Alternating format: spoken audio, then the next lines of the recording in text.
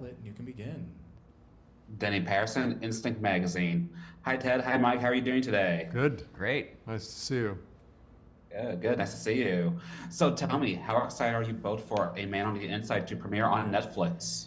So excited. I mean, it's been, close to 2 years that I guess we've been working on it all told. And, it's we're very proud of it. We're very excited for people to finally see it. Yeah, fingers crossed. And it's kind of the perfect platform because this is a story that unravels gently. It's like a film or a play. So to be able to have this be released all at once and everything so people can watch it at their leisure, but they have the opportunity to watch it as a piece is kind of, I think, perfect. Yeah. Yeah, definitely. I agree. So, Mike, this show is based off the documentary The Mole Agent. Why did you want to turn it into a comedy series? Well, the documentary itself I find very funny. It's a wonderful story that starts with a very big, broad, comedic premise of a 83-year-old man answering an ad and becoming a detective sort of out of nowhere, undercover. But as you watch it, you realize, oh, that's not really what this is about. What it's about is a man who had suffered a loss in his life who discovers, by taking this kind of crazy job, the power of community and the power of friendships and the meaning that is to be found in forging bonds with other people. And it's just such a beautiful story. I felt like it presented opportunities to turn it into a series because there are other characters who were gestured at in the documentary but aren't really part of the story, like Sergio's daughter, who's in it very briefly.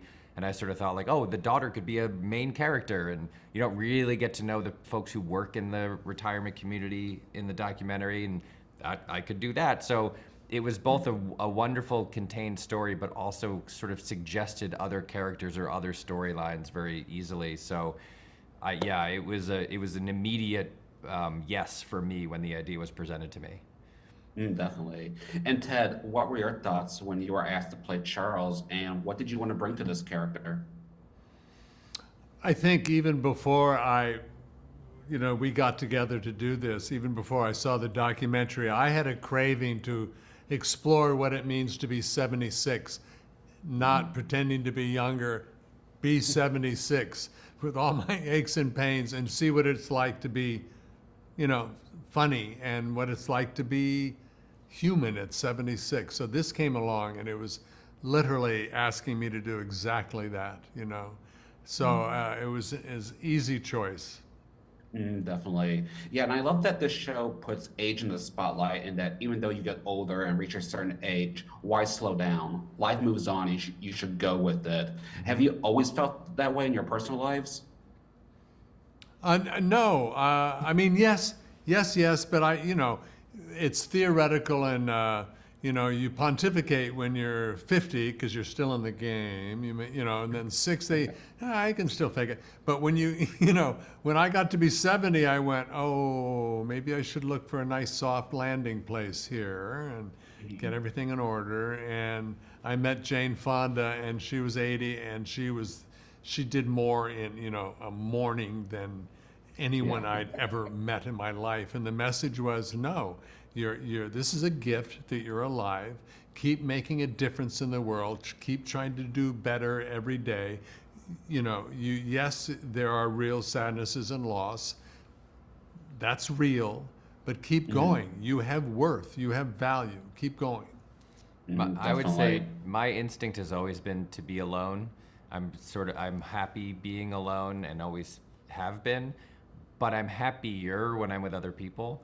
And it's hard for me to remember that sometimes, and definitely over COVID when we couldn't be with other people, my life got very small. I was in my office staring at my computer. The kids were in their rooms staring at their computers in school, and I felt the tug of maybe this is my life from now on. And I had to force myself to remember that I'm never happier than when I'm in a room full of writers working on a common project. And this show is a little bit me talking to myself, I think, and being like, no, be with other people, be around other people, spend time with other people. That is what makes you healthy and happy and is better for your brain and your heart and every other part of you.